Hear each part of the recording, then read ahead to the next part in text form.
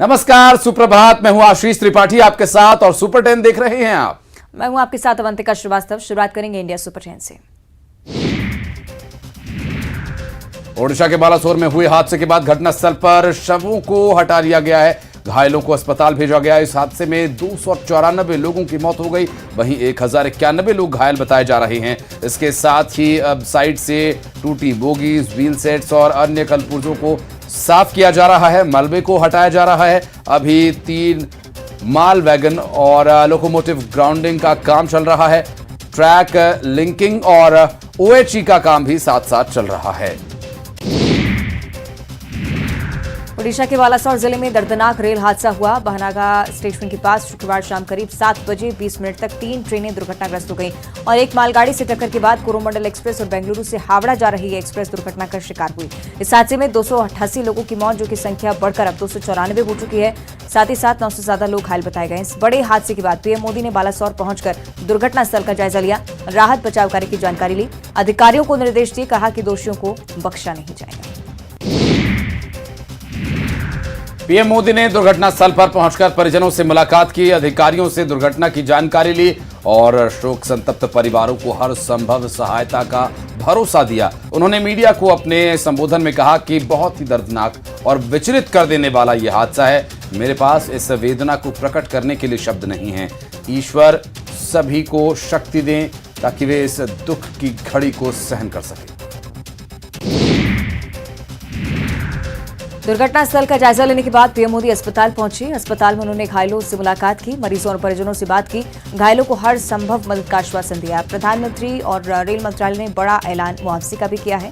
इस हादसे में जान गंवाने वाले लोगों के परिवारों के लिए 12 लाख रुपए की धनराशि दी जाएगी और इसमें से 10 लाख रुपए के मुआवजे का ऐलान रेल मंत्रालय की तरफ से। साथ ही प्रधानमंत्री मोदी ने 2-2 लाख रुपए दिए जाने की घोषणा की है। नेपाल के प्रधानमंत्री ने एमपी सरकार का आभार जताया। एमपी दौरे के दौरान मिले आतिथ्य पर नेपाल पीएमओ ने ट्वीट कर आभार जताया। ट्वीट में सीएम शिवराज और राज्यपाल का आभार जताते हुए लिखा कि भारत के सबसे स्वच्छ शहर इंदौर जाने का मौका मिला। उज्जैन के महाकाल मंदिर के दर्शन का सौभाग्य मिला। लोकसभा अध्यक्ष ओम बिरला की संवेदनशीलता देखने को मिली। बीती रात स्पीकर बिरला किसी कार्यक्रम से अपने काफिले के दौरान वापस लौट रहे थे और इसी दौरान उनकी नजर कोटा के थेखड़ा इलाके पर पड़ी। सड़क पर घायल एक युवक देखा गया। बिरला ने तुरंत अपना काफिला रुकवाया। घायल की कुशल क्षेम पूछकर घायल शुभम को तत्काल अस्पताल पहुंचाने की व्यवस्था कराई। ड्यूटी में लगे डॉक्टर को कहा कि वो पहले घायल युवक की संभाल करें और साथ ही साथ डॉक्टर को भी घायल युवक के साथ अस्पताल भेजा गया। यूपी के बदायूं में कलश विसर्जन करने आए 5 लोग गंगा नदी में डूब गए, जिसमें गोताखोरों ने 3 को तो बचा लिया और 2 की तलाश की जा रही है। गोताखोर गंगा में फिर से रेस्क्यू शुरू करेंगे।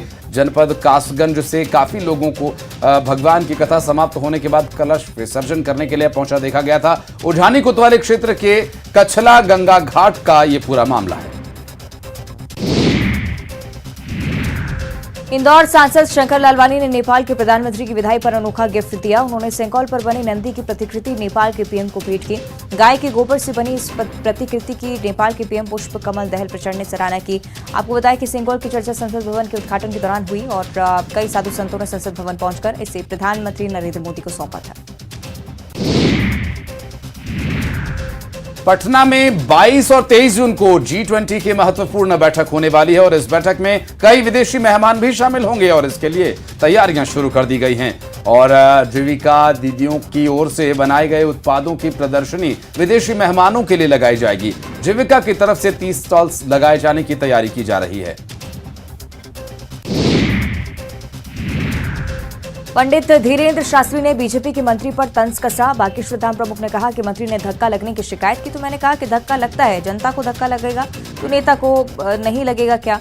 धीरेन्द्र शास्त्री ने यह भी कहा कि ब्रह्मांड में अरबों लोग हैं और उनमें से आप एक हैं और इनकी इतनी ही औकात है। बाबा ने कहा कि मंत्री का नाम नहीं ले रहा हूं क्योंकि इससे उनकी बेइज्जती हो जाएगी। भोपाल में जेएमबी के पकड़े गए संदिग्ध आतंकियों से पूछताछ में बड़ा खुलासा हुआ। जानकारी के मुताबिक भोपाल में बड़े पैमाने पर देश विरोधी लिटरेचर छापा जा रहा था और मदरसों में बांटा जा रहा था। मदरसों में संगठन जिहादी किताबें और देश विरोधी साहित्य बांटता था और इन किताबों के जरिए मदरसों में पढ़ने वाले लोगों का ब्रेन वॉश किया जा रहा था। भोपाल के करौंद इलाके में शाहबान खान रहता है और इसके घर से छापेमारी के दौरान आपत्तिजनक लिटरेचर मिले और यहां पिछले दिनों एनआईए की एटीएस की संयुक्त कार्रवाई में जेएमबी से जुड़े लोगों को पकड़ा गया था। मुजफ्फरपुर के डीआरआई ने दरभंगा में विदेशी सोने की बड़ी खेप पकड़ी है। दरभंगा के रांची टोल प्लाजा पर रेकी कर कार से स्विट्जरलैंड में बना 2 किलोग्राम सोना बरामद किया गया, जिसकी कीमत 1 करोड़ 22 लाख आंकी गई है। एक लग्जरी कार भी बरामद की गई है। कार में बने खास तहखाने में सोने के बिस्किट को छुपा कर रखा गया था, जिस पर स्विट्जरलैंड लिखा हुआ है। डीआरआई ने 2 तस्करों को भी कार से गिरफ्तार किया। छत्तीसगढ़ के रायगढ़ में राष्ट्रीय रामायण महोत्सव का आयोजन किया गया। 1 से 3 जून तक रायगढ़ के रामलीला मैदान में आयोजित महोत्सव में 12 राज्यों की मंडलियों ने प्रस्तुतियां दी और 3 दिन तक इस महोत्सव को चलाया गया। दरअसल सिर्फ रामायण की कथा ही नहीं बल्कि विदेश की भी यहां पर कथाएं सुनने को मिली। माफ कीजिएगा, विदेश की कलाकारों ने कथा प्रस्तुत की और कंबोडिया और इंडोनेशिया के दल भी इसमें शामिल हुए। वनवास के दौरान दंडकारण्य में प्रभु श्री राम ने सबसे ज्यादा समय बिताया था, इसलिए महोत्सव अरण्यकांड पर केंद्रित था और मंच पर अरण्यकांड के दृश्यों के साथ और भी झांकियां देखने को मिली। महोत्सव के दौरान प्रतिदिन हनुमान चालीसा का सामूहिक पाठ हुआ। संगीतमय रामायण की प्रस्तुति के साथ ही प्रसिद्ध भजन गायकों ने कार्यक्रम की शोभा बढ़ाई। पहले दिन उत्तराखंड, कर्नाटक, छत्तीसगढ़ की मंडलियां और दूसरे दिन झारखंड, महाराष्ट्र, मध्य प्रदेश, ओडिशा, असम, हिमाचल प्रदेश, गोवा, छत्तीसगढ़ की अन्य दूसरी मंडलियों की व्याख्या हुई और संगीत और नृत्य के आधार पर प्रतियोगिताओं का भी आयोजन किया गया। और बढ़ते आगे नजर डालेंगे मध्य प्रदेश की 10 बड़ी खबरों पर मध्य प्रदेश सुपर 10 में। गुजरात के जामनगर जिले में शनिवार को 2.5 साल की एक बच्ची फिसलकर 200 फीट गहरे बोरवेल में जा गिरी, जिसके लिए 20 घंटे तक रेस्क्यू ऑपरेशन चलाया गया। इसे बोरवेल से बाहर निकाला भी गया, लेकिन दुखद बात यह रही कि 2.5 साल की मासूम को जिंदा नहीं निकाला गया। आपको बताया कि मासूम का परिवार एमपी के देवपुरा गांव का रहने वाला है, जो कि जामनगर में मजदूरी करता है। ये बच्ची खेत में स्थित बोरवेल में 20 फुट की गहराई पर फंसी हुई थी। ग्रामीणों की सूचना मिलने पर स्थानीय प्रशासन अलर्ट हुआ। इसके बाद दमकल विभाग के कर्मी भी यहां पर पहुंचे। मौके पर सेना को भी बुलाया गया। भोपाल में अब सड़कों की क्वालिटी की जांच की जाएगी और अब हर जोन में इंजीनियर और स्टेट क्वालिटी मॉनिटर के साथ बनाए 4 लोगों के एक दल के माध्यम से जांच होगी। सड़कों की क्वालिटी की पड़ताल की जाएगी। जून के महीने में ही इसकी शुरुआत हो जाएगी। कांग्रेस से सीएम का चेहरा कौन होगा, इसको लेकर तकरार जारी है। गोविंद सिंह के बयान के बाद अब सज्जन सिंह वर्मा ने देवास में कहा कि 22 बड़े नेताओं की बैठक में स्पष्ट कहा गया कि हमारे नेता कमलनाथ हैं। बैठक में गोविंद सिंह भी मौजूद थे। इसके साथ ही उन्होंने कहा कि गोविंद सिंह नेता प्रतिपक्ष जरूर हैं, लेकिन चुने हुए विधायकों ने उन्हें नहीं बनाया, बल्कि वरिष्ठ होने के नाते उन्हें नेता प्रतिपक्ष बनाया गया। देवास में चामुंडा माता मंदिर स्थित रोपवे का तार टूट गया। तेज आंधी और हवा के साथ हुई बारिश से रोपवे का तार टूटा और इस दौरान रोपवे में 8 लोग फंस गए। नगर निगम की टीम मौके पर पहुंची और टेकरी की ओर फंसे लोगों को सुरक्षित रेस्क्यू कर लिया गया। उज्जैन में बीते दिनों आंधी तूफान से महाकाल लोक की सप्तऋषि और अन्य प्रतिमाओं को हुए नुकसान मामले ने तूल पकड़ लिया है। कांग्रेस विधायक महेश परमार ने लोकायुक्त में महाकाल लोक बनने के बाद ही भ्रष्टाचार को लेकर शिकायत की थी, जिसकी जांच चल रही थी। इस बीच भोपाल से लोकायुक्त का दल उज्जैन पहुंचा। महाकाल लोक में एक एक प्रतिमा का अवलोकन किया गया, अपनी रिपोर्ट तैयार की। हालांकि टीम ने मीडिया से दूरी बनाए रखी और कुछ भी कहने से मना कर दिया। रतलाम शहर में एक बार फिर प्रशासन ने भूमाफिया पर बड़ी कार्रवाई की। प्रशासन ने 34 पीड़ितों को उनके भूखंडों पर कब्जा दिलवाया और ये कार्रवाई मंडी के पास स्थित भूमि पर की गई और इस दौरान कलेक्टर नरेंद्र सूर्यवंशी सहित एसडीएम संजीव पांडे और भूखंड धारक वहां मौजूद रहे। अब बता दें कि भूमाफिया ने जमीन पर कब्जा किया हुआ था। 34 प्लॉट मालिक लंबे वक्त से भूखंड पर अपने कब्जे के लिए परेशान थे और अपने प्लॉट्स पाकर अब वो प्रसन्न हैं। मुख्यमंत्री शिवराज का धन्यवाद कर रहे हैं। दमोह में छोटी सी बात को लेकर मुस्लिम समाज ने अपने ही समाज के एक व्यक्ति का सामाजिक बहिष्कार कर दिया। मामला बस इतना सा था कि मुस्लिम समाज के एक व्यक्ति ने हिंदू समाज के व्यक्ति को चुनावी टाइम पर तिलक लगाकर स्वागत कर दिया था।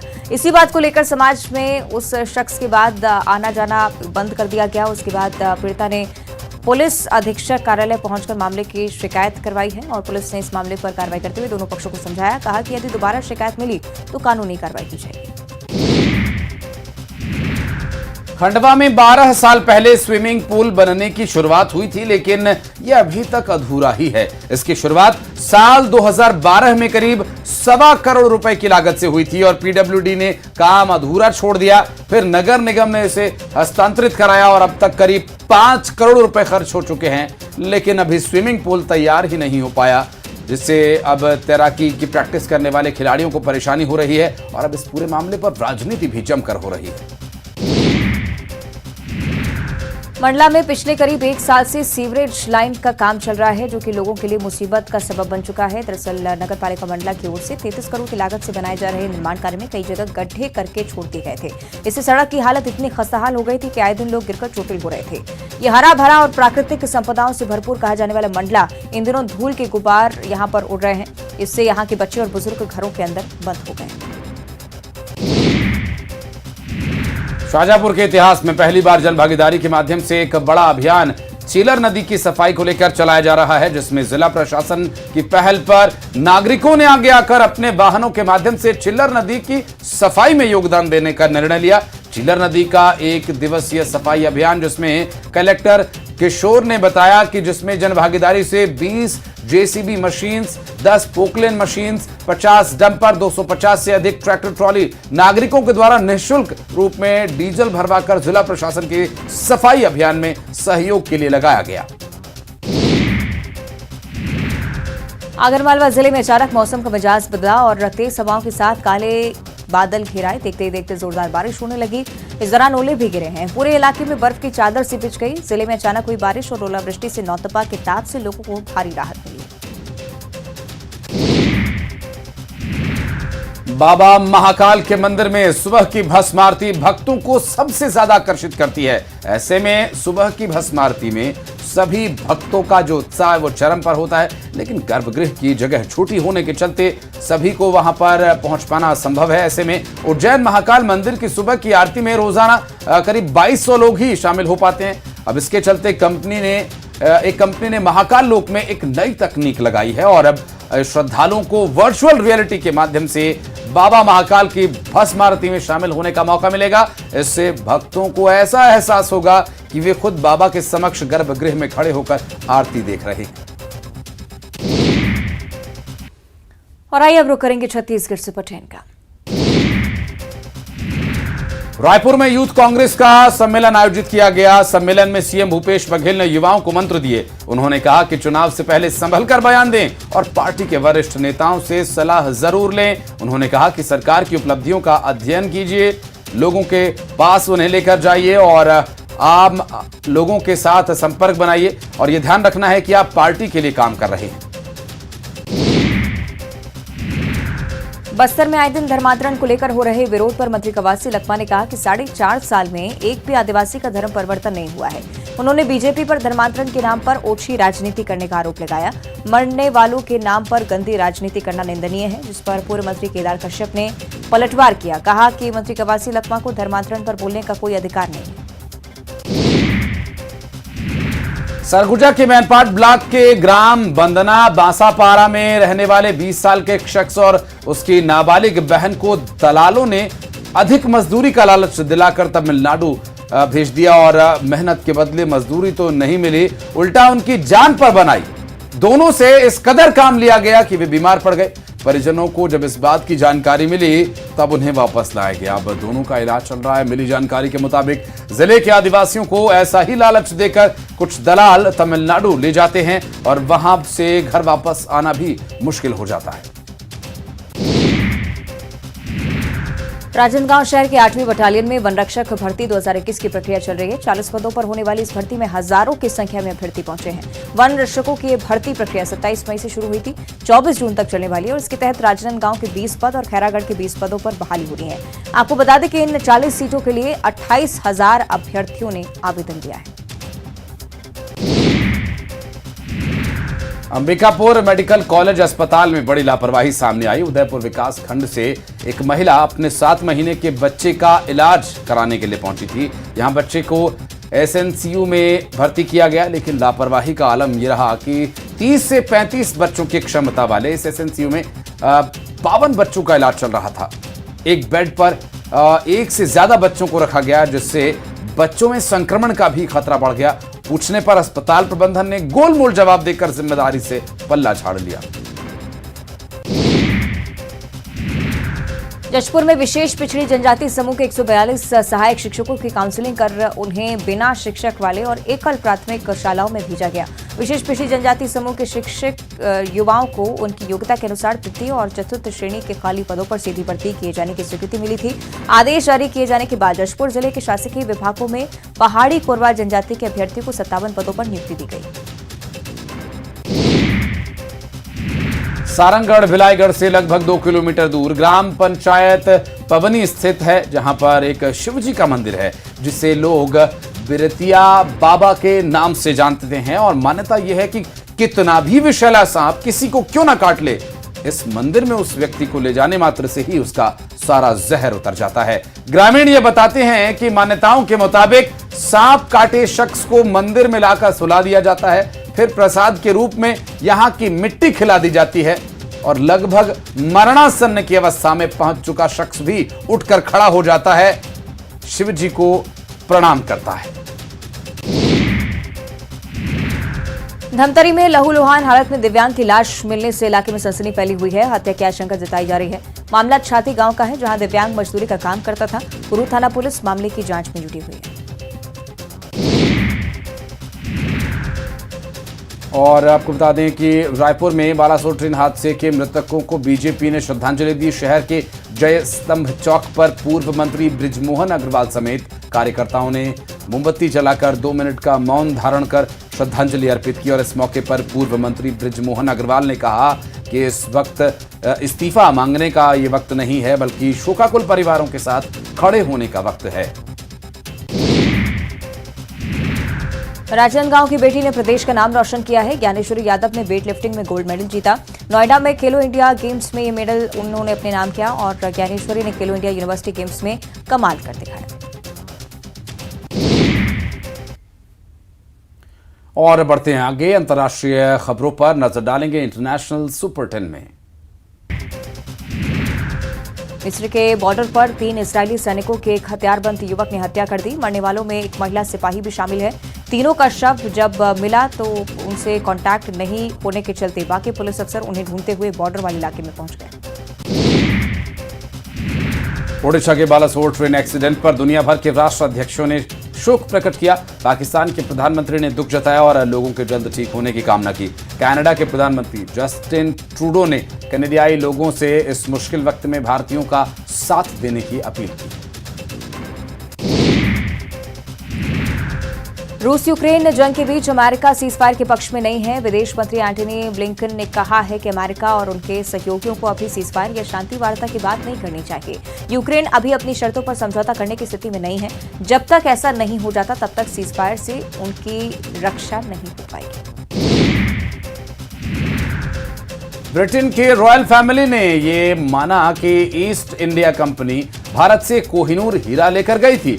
महाराजा दिलीप सिंह को इसे सरेंडर करने के लिए मजबूर किया गया था। ब्रिटेन के टावर ऑफ लंदन में रॉयल ज्वेलर्स की एक प्रदर्शनी लगाई गई। इसमें यह बताया गया कि लाहौर संधि के तहत दिलीप सिंह के सामने कोहिनूर सौंपे जाने की शर्त रखी गई थी। रूस ने हाइपरसोनिक मिसाइल की टेक्नोलॉजी पर काम करने वाले अपने 3 वैज्ञानिकों के खिलाफ देशद्रोह का मुकदमा शुरू कर दिया है। इन तीनों पर चीन को मिसाइल टेक्नोलॉजी से जुड़ी गुप्त जानकारी देने के आरोप लगाए गए हैं। तीनों साइबेरियाई शहर नोवोसिबिर्स्क के एक संस्थान में काम करते थे। पाकिस्तान के रक्षा मंत्री ख्वाजा आसिफ ने कहा कि उनके देश के लिए इमरान खान भारत के प्रधानमंत्री नरेंद्र मोदी से भी ज्यादा खतरा हैं। आसिफ ने कहा कि आप अपने विदेशी दुश्मन को जानते हैं। पाकिस्तान में लोग आज भी उस दुश्मन को पहचान नहीं पा रहे हैं जो यही पैदा हुआ। वो भारत से भी ज्यादा बड़ा खतरा है। इमरान खान पाकिस्तान के लिए पीएम नरेंद्र मोदी से ज्यादा खतरनाक है। और इसी के साथ सुपर 10 में फिलहाल इतना ही। आप देख रहे हैं न्यूज़ 18।